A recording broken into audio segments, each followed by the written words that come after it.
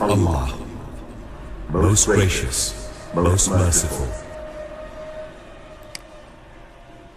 ولن ترضى عنك اليهود ولا النصارى حتى تتبع ملتهم قل إن هدى الله هو الهدى ولئن اتبعت أهواءهم بعد الذي جاءك من العلم ما لك من الله من ولي ولا نصير.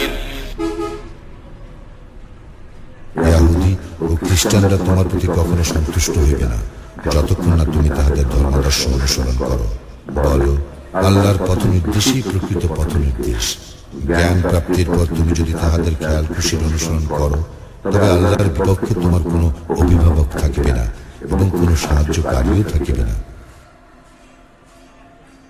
Never will the Jews or the Christians be satisfied with you unless you follow their form of religion. Say, the guidance of Allah, that is the only guidance. For you to follow their desires after the knowledge.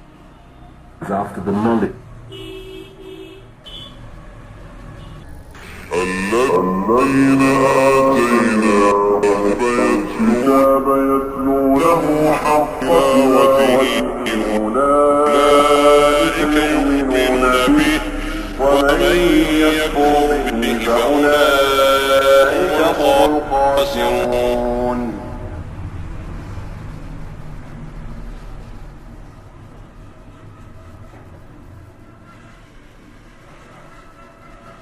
যাদেরকে আমি কিতাব দিয়েছি তারা যথাযথভাবে ইহা তেলাওয়াত করে তাহারাই ইহাতে বিশ্বাস করে, আর যাহারা ইহা প্রত্যাখ্যান করে তাহারা ক্ষতিগ্রস্ত।